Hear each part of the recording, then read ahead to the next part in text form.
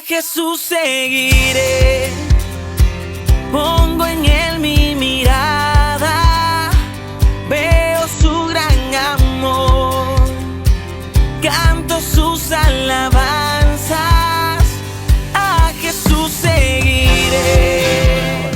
Padre, gracias te damos por este día y gracias por tu palabra, por la bendición de ser hijos tuyos. Gracias porque a tus hijos tú los cuidas, los guardas, los proteges. A veces nos toca caminar por senderos duros y difíciles y lógicamente imposibles. Pero Señor, estamos confiando en ti, Señor. Ayúdanos a confiar en ti. Porque tus pensamientos son más grandes que nuestros pensamientos. Tu lógica es muy superior a nuestra lógica. Nuestra lógica está limitada. Nos dice que hay cosas que son imposibles. Pero la lógica tuya dice que nada es imposible para Dios. Ayúdanos a confiar en eso. Bendice a mis hermanos, dale fe, fortaleza y gracia para vivir lo que nos ha tocado vivir. Y que podamos vivir en paz. La paz tuya que sobrepasa todo entendimiento. En esta hora te pido que guarde el pensamiento y los corazones de mis hermanos y de cada uno de nosotros. Cualquiera que sea la prueba y la circunstancia por la que estén atravesando. Que la paz tuya les guarde, Señor. Y que entiendan que la bendición es tu bendición la que enriquece. No la que este mundo nos ofrece. Te pido, Señor, que tú nos bendigas en esta hora, que tu palabra, la que vamos a compartir ahora, también pueda, oh Señor, traer bendición a nuestras vidas, nos pueda iluminar y nos ayude a andar en el camino tuyo, Señor. En el nombre de Jesucristo tú oramos. Amén. Hermanos míos, es mi deseo que el Señor les bendiga esta mañana. Quiero compartir con ustedes, honestamente, estaba preparando mi mensaje y hay veces el Señor nos pone incomodidad a uno, ¿verdad? Nos dice, cambia el mensaje. Y después que estaba eso en el mensaje, cambié a otro mensaje y es el que quiero compartir hoy con ustedes. Y le dije, Señor, este mensaje es bueno. Y el Señor a veces no responde, sencillamente te dice, ese es el mensaje. No importa si es bueno o no para ti. Ese es el mensaje, ¿verdad? Y bueno, lo quiero compartir. He titulado el mensaje de hoy, el gozo del perdón. Hace poco Jesús habló del perdón. Un tema importante en nuestras vidas. Quiero compartir con ustedes, hablar acerca de la necesidad de la confrontación. Un retrato de un análisis humilde. La confrontación en nuestra vida. Le tenemos pánico a la confrontación en nuestra vida. Que alguien venga y nos diga. ¿Verdad? O nosotros tener que ir a alguien para decirle algo. Le tenemos pánico a eso como seres humanos y es entendible. Pero la vida nuestra, todos hemos pasado, todos tenemos un pasado que de alguna manera u otra nos ha afectado, a unos más, a otros menos. Pero es parte de nuestra formación, es parte de nuestra vida en el proceso en el que hemos crecido, nos hemos desarrollado. Tristemente, algunos tienen un pasado muy doloroso, muy malo, y otros no tanto, pero en fin de cuentas todos hemos sido afectados. Creo que todos tenemos alguna experiencia, al menos una en nuestra vida que contar del pasado que nos ha marcado, ¿verdad? Y a veces no le damos mucha importancia a eso, pero el pasado en un alto por ciento determina muchas veces las decisiones que hoy tomamos en el presente y las decisiones futuras nuestras. De hecho, muchas veces el pasado es lo que ha guiado la vida de muchas personas. Y la Biblia trata este tema muy importante. Hay 4 formas, dicen los especialistas, de analizar el pasado. Le llaman los consejeros, le llaman el pasado inocente. Hay 4 formas de hablar de él. El pasado inocente cuando usted reaccionó bien. El pasado inocente cuando usted reaccionó mal. El pasado inocente el pasado culpable cuando usted reaccionó bien y el pasado culpable cuando usted reaccionó mal. El pasado inocente cuando usted reaccionó bien es cuando alguien hizo algo contra usted, es decir, usted es inocente, usted no tuvo la culpa, pero alguien hizo algo contra usted y su reacción fue positiva, aun cuando le hicieron algo malo. El pasado inocente, pero usted reaccionó mal, es cuando alguien, usted no es culpable, alguien le hizo algo, pero usted no reaccionó bien ante lo que vivió, ante esa situación. El pasado culpable es cuando usted fue el que hizo el daño, pero reaccionó bien, se dio cuenta que usted hizo un daño y dijo, wow, tengo que cambiar eso no Dios te va a pedir perdón o lo que sea. Y el pasado culpable, cuando usted reaccionó mal, es cuando fue usted el culpable, el responsable, pero aún así usted se empecina en seguir queriendo tener la razón y no la tienes. Y sigue negando la culpa o culpando a los demás de por qué usted hizo eso. No lo admite, ¿verdad? Eso es un conflicto en nuestra vida y afecta a nuestra vida. Y la Biblia habla muchísimo sobre ese tema, ¿verdad? Y quiero compartir con ustedes acerca de esto, ¿verdad? Dice que un joven empezó a trabajar en una compañía cristiana y su jefe era cristiano, obviamente, y llevaba un tiempo ahí trabajando, pero su jefe, a pesar de ser cristiano, no era una persona de muy buen carácter y tristemente maltrataba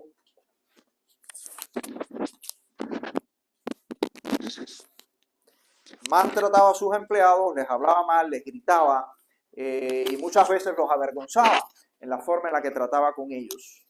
Este joven, el problema de este joven cristiano, que sintió carga con este asunto y como cristiano se sentía en la responsabilidad de hablar con su jefe. Él sabía que las escrituras decían o hablaban de la importancia a veces de tener que hablar con nuestros hermanos cuando se están comportando indebidamente. Gálatas capítulo 6, versículo 1, y venía a la mente de este joven, dice la Biblia que debemos tratar a nuestros hermanos o hablar con ellos, ¿verdad? En medio de sus conflictos, cuando están hablando indebidamente, dice la Biblia, les voy a hablar, leer el pasaje, dice, hermanos, si alguno fuera sorprendido en alguna falta, vosotros que sois espirituales, restauradle con espíritu de mansedumbre. Y él sabía eso. La palabra de Dios también dice en Mateo 18:15, Jesús habla sobre este conflicto también, en cómo manejar los conflictos existentes entre nosotros como cristianos. Mateo 18:15 dice la Biblia, dijo el Señor, por tanto, si tu hermano peca contra ti, ve y repréndele.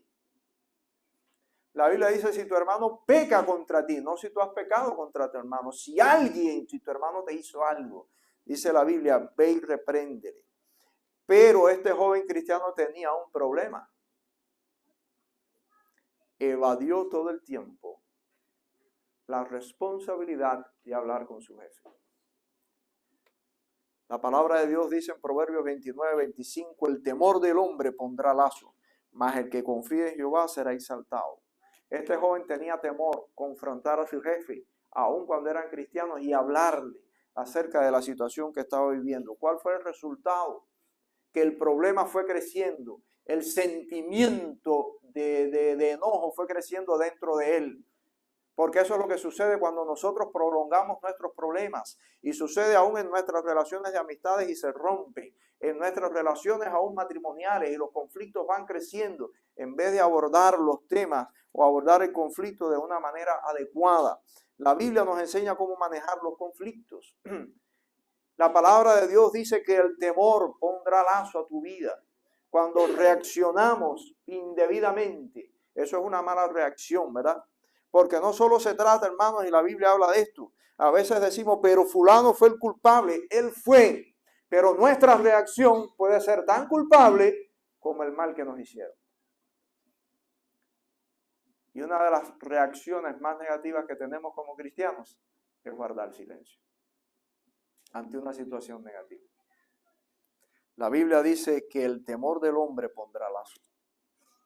Nosotros muchas veces decimos, y lo dejamos pasar, déjalo pasar. Y el problema va creciendo, y el problema va creciendo, y el problema va creciendo. Y la Biblia nos enseña a abordar los problemas a tiempo, ¿verdad? A tiempo. Porque después se enredan y se complican más. Hay algunos pasos que podemos nosotros aplicar a nuestra vida para manejar nuestros conflictos. El primero de ellos es que debemos aprender a obedecer pronto. La palabra de Dios nos enseña a obedecer pronto, ¿verdad? No podemos dejar pasar el tiempo entre el pecado y nuestra disposición de responder bíblicamente. Porque los cristianos tenemos que aprender a responder bíblicamente. A veces la gente nos dice, usted para todo es la Biblia. Sí, porque la Biblia es nuestra única regla de fe y conducta. La Biblia es la instrucción de Dios para nuestras vidas. La Biblia es la que nos enseña y nosotros aprendemos a través de ella cómo Dios quiere que miremos el mundo. Cómo Dios quiere que miremos el mundo. Hermanos míos, he podido percibir en mi vida cristiana y de estudio de la Biblia cuántos temas de la palabra de Dios nosotros muchas veces ignoramos y no los tratamos. No hablamos de ellos. Y tengo que ser honesto, hasta nosotros los predicadores muchas veces no los tratamos. Porque creemos que la Biblia lo único que nos enseña es el tema de la salvación en Cristo. No es el único tema. Eso es parte, eso es la base. Pero una vez que nosotros entendamos nuestra relación con Dios, la palabra del Señor nos enseña cómo vivir. Y la Biblia trata de muchos temas, ¿verdad? Ahorita Verónica me estaba hablando acerca de la importancia del agua y demás. Mire, la Biblia habla de la higiene para el cristiano, para el pueblo de Dios. No le damos importancia a esas cosas. Ay, pastor, ¿qué importa el agua que yo me tomo? Me da lo mismo. A Dios sí le importa. En la Biblia hay dietas alimenticias para que aprendamos a comer. Los que quieren hacer dieta. Ahora todo el mundo sabe, pastor, búsqueme la dieta en la Biblia. Sobre todo las mujeres. Primero que sí, porque usted sabe que a Dios le interesa lo que usted come. Porque Dios quiere que nosotros seamos personas responsables. La Biblia habla de la finanza, cómo manejamos nuestras finanzas. Dios sabe cómo, Dios quiere que vivamos, aprendamos a vivir. ¿Usted sabe por qué? Porque muchas de esas cosas nos crean conflictos en nuestra vida y afectan nuestra vida. El cómo vivimos, el cómo nos relacionamos, el cómo compartimos, todas esas cosas nos afectan. Hay un conflicto, hermanos, cuando no logramos reconciliar el hecho de que Jesús es nuestro Señor y nuestra falta de voluntad para vivir la vida como Él quiere. Muchas veces decimos, Jesús es mi Señor y mi Salvador. Pero nosotros no vivimos muchas veces en obediencia al señorío de Cristo. Si Jesús es tu Señor, como dice la palabra de Dios, Dios le dijo a su pueblo Israel, si yo soy tu Señor, ¿por qué no haces lo que yo te digo? Y hay grandes problemas en nuestra vida para reconciliar eso. En segundo lugar, el silencio es pecado, hermanos. Hay momentos en nuestra vida donde el silencio es pecado. Callarnos no es la solución para el mal de otros y el mal que nos ha afectado. Hay que reconocer que la actitud de la otra persona es pecado, pero nuestra inactividad también lo es.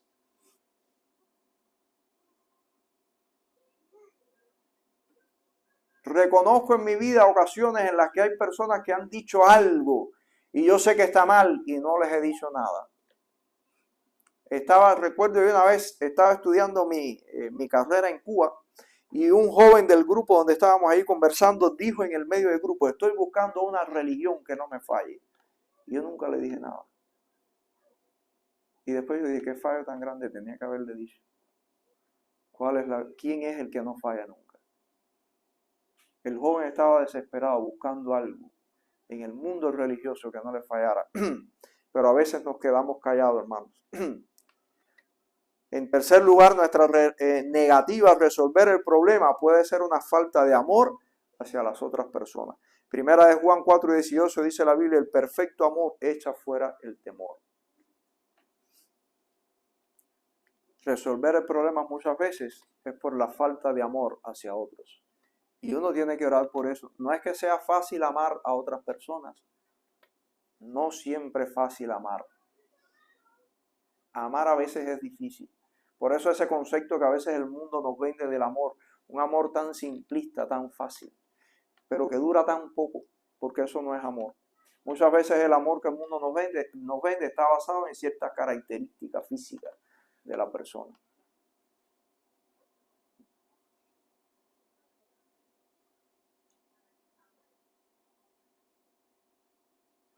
Mística le estaba diciendo ahora a Jesús, que es su esposo, la única razón para vivir eres tú, Jesús. Eso es amor. Pregúntele a su pareja o a alguien, ¿por qué me amas? Ah, porque tienes los ojos azules, ah, porque tienes el pelo rubio. Ah. Ese es el amor que el mundo nos vende. Yo puedo halagar ciertas características de mi esposa. que me pueden gustar, pero el amor va más allá de esas características. ¿Qué pasa si un día no tiene esas características? ¿Se murió el amor?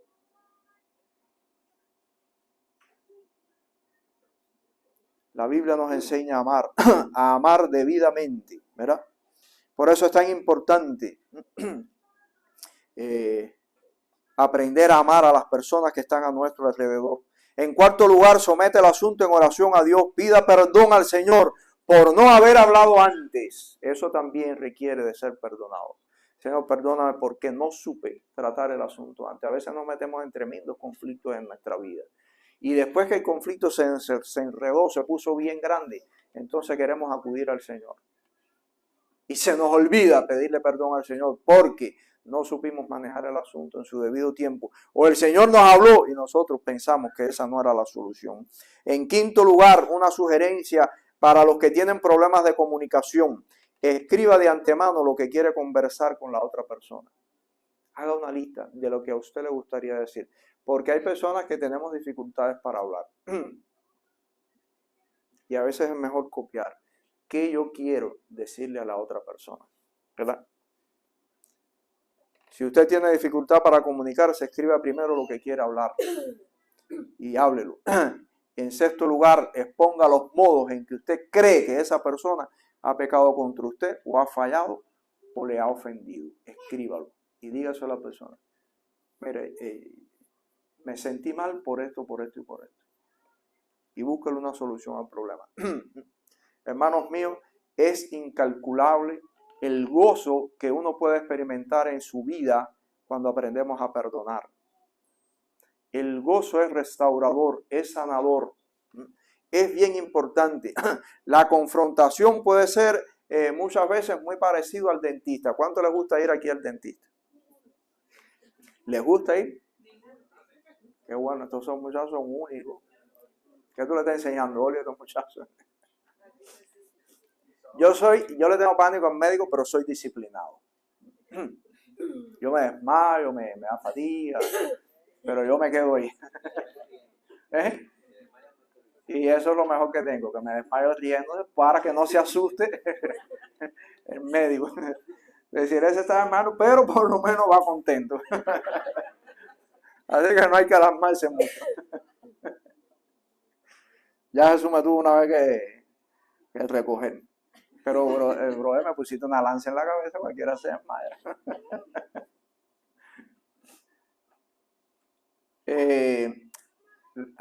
Yo no sé por qué la gente le tiene miedo al dentista.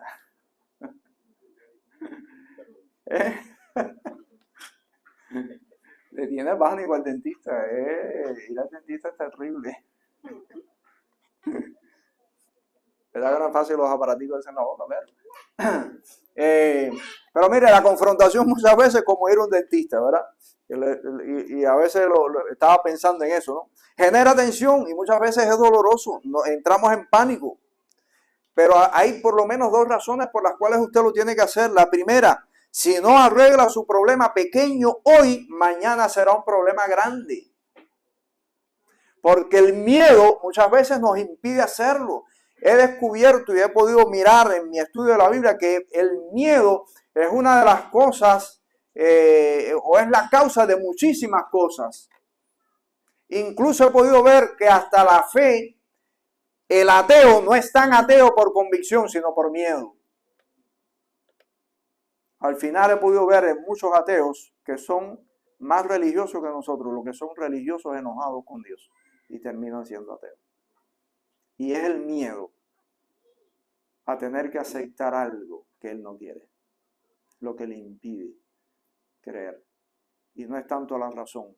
El miedo es el oponente, es decir, se opone a muchas cosas en nuestra vida. Hay cosas que no las logramos o no nos lanzamos y le buscamos una razón. No, yo he estado pensando, estuve analizando por qué no lo voy a hacer. Y muchas veces es el miedo. No es tanta razón, sino miedo a lanzarnos a hacer algo que vale la pena. Miedo a fracasar, miedo a hacer el ridículo, miedo a que nos digan que no, miedo a que nos cierren una puerta, miedo a tener que acudir a otra persona, miedo a tantas cosas.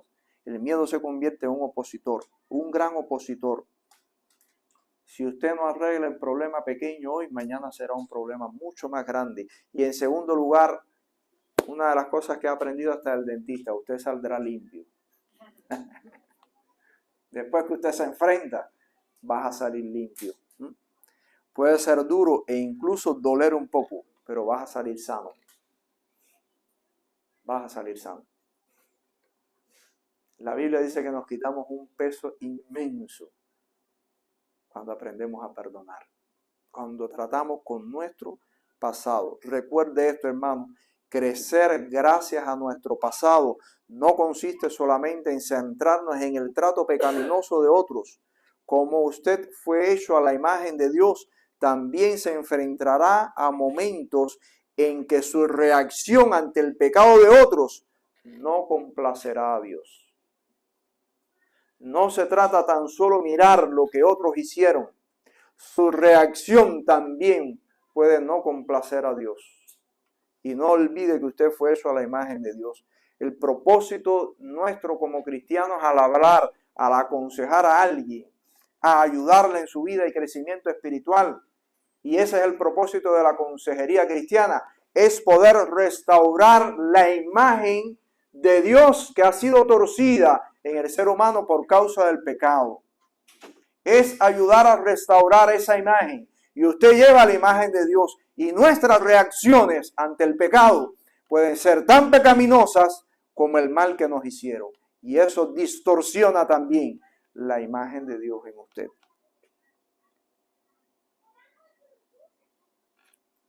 Aprender a manejar nuestros hábitos en nuestra vida, porque a veces creamos hábitos, puede ser muy beneficioso para nuestra vida espiritual. Quiero que leamos conmigo para que ustedes vean cuánto las cosas negativas pueden afectar la vida de una persona. Vamos a leer el Salmo 38, versículos del 1 al 8. ¿A cuántas cosas nos podemos exponer en nuestra vida cuando dejamos que el mal nos afecte? Y Salmo 38, versículos del 1 al 8. Mire lo que dice la palabra de Dios. Salmo 38, versículos del 1 al 8. El rey David estaba hablando acerca de su condición, tanto emocional como física. Dice: Jehová, no me reprendas en tu furor, ni me castigues en tu ira, porque tus saetas cayeron sobre mí, y sobre mí ha descendido tu mano. Nada hay sano en mi carne a causa de tu ira, ni hay paz en mis huesos a causa de mi pecado. Porque mis iniquidades se han agravado sobre mi cabeza, como carga pesada se han agravado sobre mí. Hieden y supuran mis llagas a causa de mi locura. Estoy encorvado, estoy humillado en gran manera, ando enlutado todo el día, porque mis lomos están llenos de ardor y nada hay sano en mi carne. Estoy debilitado y molido en gran manera, gimo a causa de la conmoción de mi corazón. Mire cuántas cosas David menciona que estaban afectando su vida a causa de su pecado. Acuérdese que callar muchas veces también es pecado. Dice el rey David: nada hay sano en mí. En 8 versículos, David menciona 11 cosas que estaban afectando su vida. Dice David: nada hay sano en mí. No hay paz. La falta de confrontación, la falta de paz, de enfrentar el mal, nos roba la paz. Dice David: no hay paz. Se agravó mis iniquidades. En vez de mejorar, las cosas empeoraron, ¿verdad? Tengo una carga pesada. No sé si usted la ha pasado. Sale usted todos los días y su problema está en la cabeza. Y mire, los problemas mentales agotan más que el trabajo físico. Porque cuando nosotros trabajamos físicamente y el trabajo es fuerte y agotador, usted se cansa, pero cuando llega a la casa y descansó, se repuso. Pero cuando hay problemas en el alma no resuelve, el agotamiento es insoportable, ¿verdad? Se convierte en una carga pesada. David dice: carga pesada y sobre mí, ¿verdad? Hieden y supuran. dice David, y Edén y su pura. Estoy, dice David, encorvado. Yo no sé si usted ha caminado con un problema, ¿verdad? Con un problema de eso que usted no ha resuelto. Pero a mí por lo menos me pasa, cuando hay problemas de eso que no he resuelto y me tienen acongojado y me siento como si estuviera hasta más chiquito. ¿No les ha pasado eso? Uno se siente por dentro como que está, ¿verdad? Se siente uno encorvado. Dice David, estoy encorvado. Este problema me tiene, como decimos nosotros, me tiene estrujado. Me tiene estrujado. Dice David, estoy encorvado, ando enlutado, lleno de ardor, nada hay sano, dice David, debilitado y molido. Y gimo, dice David, estoy gimiendo, estoy constantemente, ¿verdad? Hermanos míos, la buena noticia es que no tenemos por qué vivir con esa carga del pasado, con un problema pendiente, corroyendo nuestra alma y arrebatándonos la salud y la vitalidad que Dios nos ofrece. Cristo llevó en la cruz, dice la Biblia, el dolor, la vergüenza y la culpa. Por lo tanto, en Cristo hay un buen refugio para nosotros. El propósito de la palabra de Dios, hermanos míos, es que aprendamos a manejar o a reaccionar debidamente cuando alguien nos ha hecho daño. La palabra de Dios nos enseña eso. Cuando usted aborda sus reacciones pecaminosas al dolor que otras personas le han causado, experimentará el perdón de Dios y recuperará el gozo de su salvación. Eso es una realidad. Tenemos un reto grande al enfrentarnos a nosotros mismos. Muchas veces el conflicto somos nosotros. Una pregunta para usted, y no la tiene que responder, pero hágasela usted mismo. ¿Cuál fue la última vez que le pidió perdón a Dios o a otra persona? Le pidió que le perdonase por algo en concreto en su vida. ¿Cuándo fue la última vez que hizo eso? Hay una serie de cuestiones que subyacen con frecuencia e impiden el que confesemos nuestros pecados a Dios y a otros. Por lo menos hay 5 razones. Una, el orgullo. El otro es la tosudez. El otro es el miedo. El otro es la necedad. Los otros, los deseos desordenados en nuestra vida. El orgullo. Proverbios 16:18 dice, antes del quebrantamiento es la soberbia y antes de la caída la altivez de espíritu. Dice Salomón, antes del quebrantamiento es la soberbia. No nos gusta admitir el error en nuestra vida. El gozo del Señor, el gozo del perdón, nunca lo vas a experimentar si el orgullo está en tu corazón. Si el orgullo está en tu corazón, no tengo que pedir perdón a nadie. He encontrado gente, hasta cristianos. No tengo que pedir perdón a nadie. Yo no fui el que me equivoqué. No hay nada más dañino que el orgullo. La tosudez. Mateo 5, 23 y 25. Jesús habla sobre este tema. Mateo 5, 23 y 25. Y hay una cosa que me gusta del texto. Dice la Biblia, mira por ti mismo, dijo Jesús. Mirad por vosotros mismos. Mirad por vosotros mismos. Si tu hermano peca contra ti, dice la Biblia, ve, dijo Jesús, y deja la ofrenda en el altar. Cristo dijo, mira por ti mismo. Velar por ti mismo, ¿verdad? Dijo Jesús, no ofrezcas tu ofrenda hasta que no te reconcilies. Y aunque lo hacemos con mucha frecuencia, no hay excusas, hermanos míos, para incumplir con este mandamiento bíblico. La tercera cosa es el miedo. Génesis 3:10 dice la Biblia que cuando Dios se apareció en el huerto del Edén a hablar con Adán y Eva, le preguntó, ¿dónde estás tú? Y Adán dijo, tuve miedo y me escondí. Esa fue una de las primeras reacciones ante el pecado, el miedo. Y nos preguntamos, ¿miedo a qué le tendría Adán? ¿A qué le cogió miedo? Allí no había peligros. ¿A Dios le iba a coger miedo? ¿A qué le tenía miedo? Pero el pecado hace eso. ¿Verdad? El pecado hace que el miedo nos robe la integridad nuestra como cristianos. Creo firmemente que el miedo es el opuesto a muchas cosas, incluyendo la fe. También incluye la obediencia. El miedo afecta a la obediencia. Hay personas que no obedecen por miedo. No obedecen por miedo. No puedes permitir que el miedo te impida reconocer el pecado y obedecer a Dios. Muchas veces no obedecemos por miedo. Segunda de Timoteo 1:17 dice, no nos ha dado Dios espíritu de cobardía. La otra cosa, hermanos, es la necedad. Proverbios 12:15 dice que el camino del necio es derecho en su opinión, mas el que obedece al consejo es sabio. A veces es bueno escuchar lo que otras personas nos dicen. A veces es bueno escuchar. Pedir ayuda. Me pasó esto. ¿Cómo tú crees que puedo abordar este asunto? El consejo de otros es bueno, oírlo. Porque muchas veces el que está afuera no está afectado emocionalmente y mira las cosas desde una perspectiva un poco más realista. Trate, por supuesto, de buscar una persona espiritualmente madura.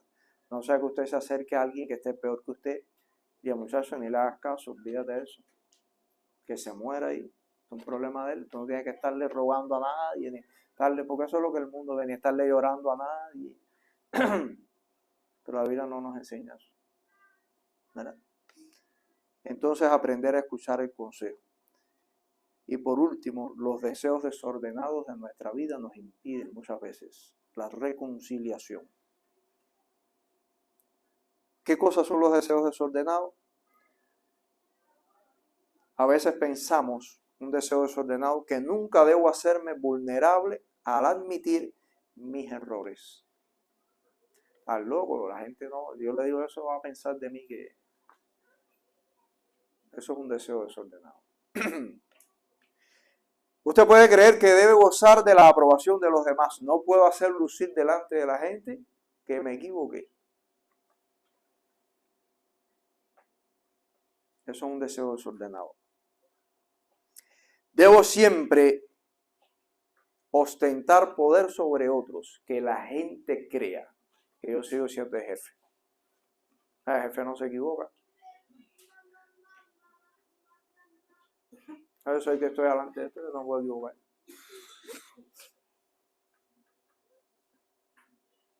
Tenemos que tener cuidado. Otro deseo desordenado es que usted siempre cree que se tiene que salir con la suya. Yo soy el que tengo que salir victorioso. Otro deseo desordenado es que debo vengarme por la otra persona por lo que me hizo. Esto no se puede quedar así. Yo le tengo que hacer algo. O no lo hacen, pero se gozan y luchan porque le pase algo malo a la otra persona. Y pensamos muchas veces que nunca debo permitir que esa persona vuelva a hacerme daño. Por eso necesito crear una imagen de fortaleza. No me daño. A mí no me afecta lo que tú me dices. Tengo que hacer creer que no me dañan. Hermanos míos, la Biblia nos enseña a perdonar. Y mire, nunca vamos a salir de la prisión hasta que no aprendamos a perdonar. Y la otra cosa es que Dios nos perdonó a nosotros. Aprendemos a confiar en el perdón y la gracia de Dios. Perdonar no garantiza que la otra persona va a reaccionar bien ante lo que usted le está ofreciendo, ante el perdón suyo, ante la disposición de usted de mantener un conflicto y llevarlo a la paz y a la reconciliación. No garantiza eso, pero sí le va a garantizar que Dios lo va a bendecir a usted. Eso sí lo garantiza la Biblia. Aprendamos a traer nuestra vida, a alinear nuestra vida en relación, en nuestra relación con el Señor. Lucas 17, del 3 al 4 dice el Señor Jesús, mirad por vosotros mismos. Y en el Evangelio de las cartas del apóstol Juan, primera de Juan 1, de 3 al 4, dice la Biblia, para que vuestro gozo sea cumplido. Juan está hablando precisamente de los conflictos interpersonales. Y termina diciendo, para que vuestro gozo sea cumplido. Porque cuando nosotros hacemos lo que Dios nos pide que hagamos en nuestras relaciones interpersonales, mire, vamos a ganar en un gozo interior y una fortaleza interior en nuestra vida que Dios quiere para usted. Dice la Biblia en 1 de Juan 1:9, el que encubre su pecado no prosperará, pero el que lo confiesa y se aparta de ello alcanzará misericordia. Y eso es importante. Acuérdese de eso, de esto, hermanos. No solo el mal que nos hicieron es pecado, nuestras reacciones también son pecaminosas. Aprendamos a manejar nuestro pasado cuando somos afectados, ¿verdad? Y manejarlo bajo la gracia de Dios. Dios te quiere liberar, el Señor nos quiere liberar de las cargas de nuestra vida. No hay nada más tensionante que el diario vivir con un conflicto emocional causado por otra persona. El Señor nos quiere liberar de eso. Nos enseña a vivir en paz. Cuando hacemos lo que es correcto, Dios nos sana, ¿verdad? Yo he visto relaciones rotas, he visto personas, alguien se ha equivocado, ha ido a reconciliarse con la persona afectada no se quiso reconciliar, la otra persona hizo lo que era correcto, vive tranquila y el otro vive toda su vida amargado, toda su vida recondenado. ¿Y quiere que les diga una cosa? Lo arrastran por años en su vida. Por años lo arrastran.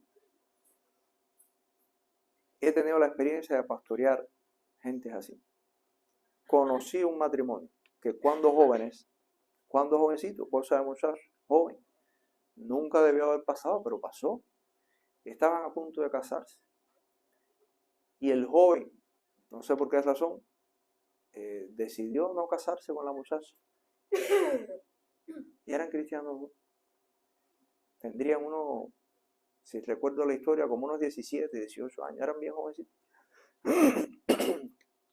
La muchacha se sintió, pobrecita, tan ofendida, tan dolida, tan herida por la reacción de aquel joven,